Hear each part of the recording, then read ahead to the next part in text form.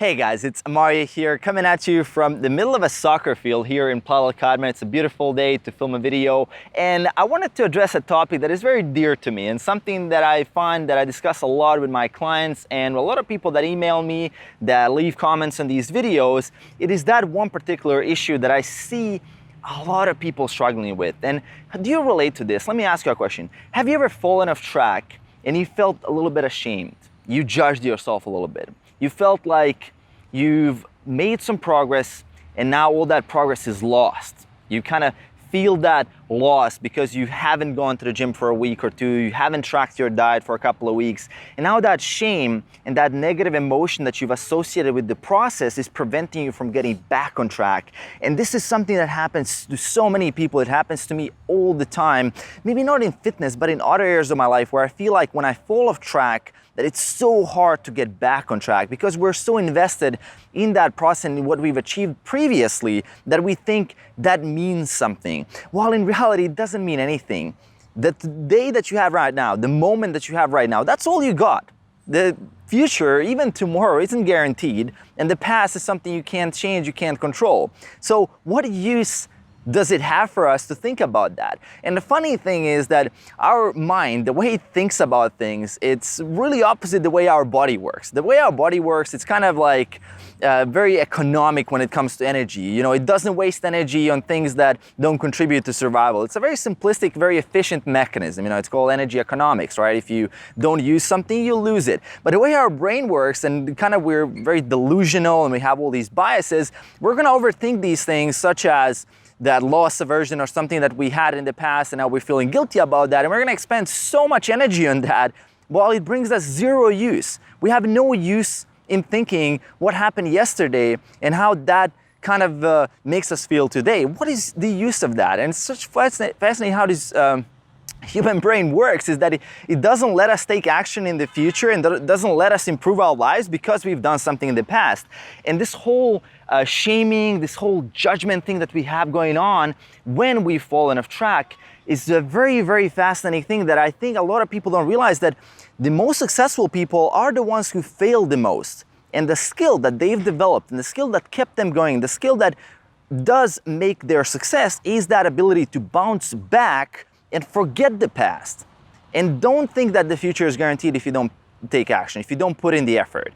There's nothing guaranteed. It's literally either you use it or you lose it, especially with your body. The way the body works is extremely efficient. If you don't go to the gym for a couple of weeks, you're gonna experience muscle loss, you're gonna experience strength loss, you're gonna experience loss because your body just wants to conserve that energy. It doesn't see the need for holding on to that muscle. It doesn't see the need for why you need to be strong if you're just lying in bed all day. There's no need for that. Similarly, everything else in terms of the way you think, if you don't use a certain language, if you don't use a certain skill like riding a bicycle, like riding a skateboard, snowboard, or whatever it is, if you don't do it for 10 years or something, and if you've done it a lot in the past, it will take you a while to get back into it. I mean, relearning, of course, and rebuilding muscle is a lot easier than building it in the first place, but it's still just tiny little bit of proof how the brain works, because it's such an energy efficient system.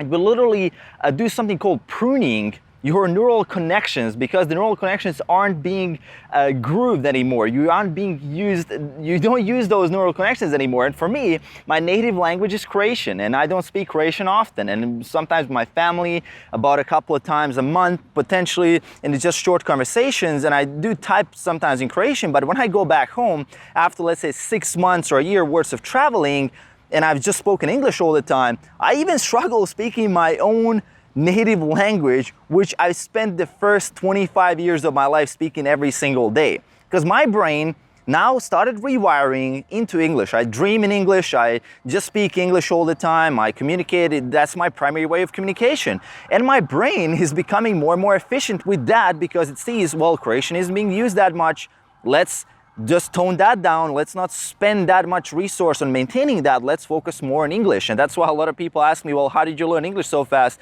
Well, I simply immersed myself, so there was nothing else that I could do except speak English. And that's an example here of how just your brain works when it comes to learning and when it comes to any skill set, whether it's your business, whether it's social skills. If you don't go out and socialize for a couple of weeks, you're gonna have a very hard time doing that again if you haven't done it, because now it's going to be more uncomfortable, because those neural pathways that you had built up myelinated. And a cool book on this is called The Talent Code, if you want to check that book out, and also The Practicing Mind and The Brain That Changes Itself. I'm going to leave these book recommendations in the description below for you guys. I love reading, so you can learn more about how the brain works. I mean, if you've grown up in the time that I was in school, what they taught me was that when you turn to an adult, when you go through that childhood and adolescent phase, your brain is kind of stuck, right? It's kind of done, you know, you've kind of formed your connections and that's it. In reality, that is very, very, very far from the truth. Your brain is constantly rewiring itself. It's constantly adapting. It's constantly looking for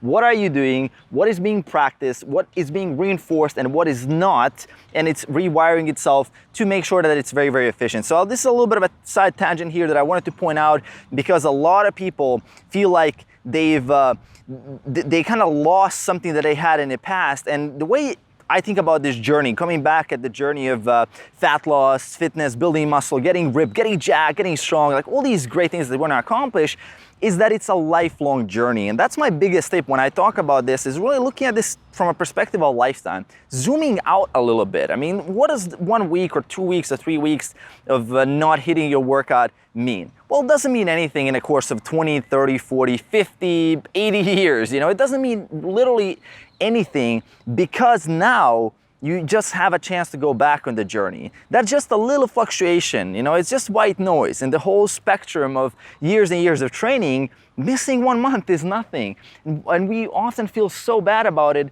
that it creates all these negative emotions, negative associations with the journey that prevents us from taking further action. It's kind of making me feel a little bit bad as well when I think, okay, I achieved this grand success last month and now I can't repeat it.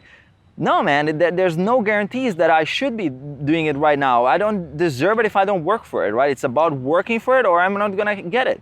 And similarly with fitness, you can always restart. You can always bounce back. And good thing with rebuilding muscle, if you actually did take a break, or whether it's deliberate or non-deliberate, whether life just happened, you can easily rebuild muscle through muscle memory. Those skills, those lifts that you've learned how to do in the gym, you can easily get back into that. It's much, much easier to kind of relearn and just get back to the groove, and it takes a couple of weeks.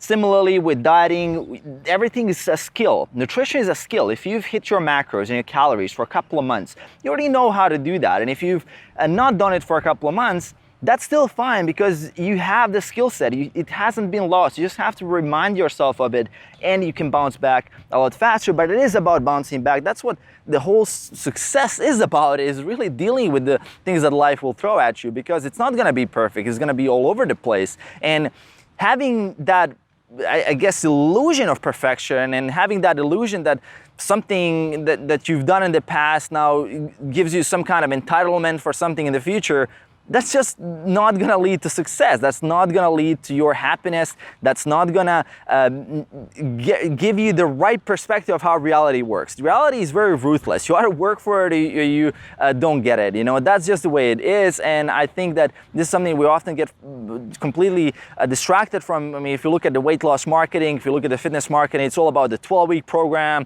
It's all about the 6-month program. In best cases, you know, it's about the year-long program or 6 months. But in a lot of cases, it's just 6, 8, 12 weeks, and that gives people the illusion that it's putting you in that quick fix mindset. It's putting you in that thinking that this is some kind of finite thing that I'm going to be doing, and then it's going to end, and then I can do what? You know, I have my result, and then everything is going to be fine. And that is not correct. That is absolutely not correct, because if you don't keep doing the things that you were doing to get that result, you will not maintain that result. That result is not there for you. You are not entitled for that result if you're not putting in the effort. And your brain and your body will prune out everything it doesn't need if you don't keep taking action. This is a lifelong journey. Commit to it for a lifetime. Work out until you die. It sounds a little bit morbid, but it is like that. You have to work out and work on your health, take care of your nutrition, take care of your sleeping habits, manage these things till the day you die. It's your responsibility, it's your body, it's your mind, it's your life, nobody else's.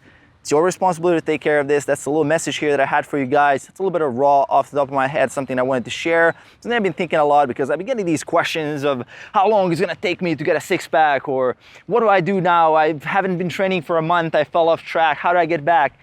It doesn't really matter that much if you look at it from a lifelong perspective. You know, what are you gonna do for the next 20 years? What are you gonna do for the next, let's say, 2-3 decades? You know, like, what is happening then? You know, it doesn't matter what you've done in that 1 week, and if you don't keep doing it, you're not gonna get the result anyway. So hope you guys enjoyed. Let me know in the comments below how this resonated with you here from a soccer field in Playa. Greetings, and let me know, as I said there in the comments, if you have any questions, and also make sure to hit that subscribe button if you haven't already, haven't subscribed, so keep track of the videos. Videos are coming in daily, so hope you guys enjoyed. Hit that subscribe, and I'll see you in the next one. Peace.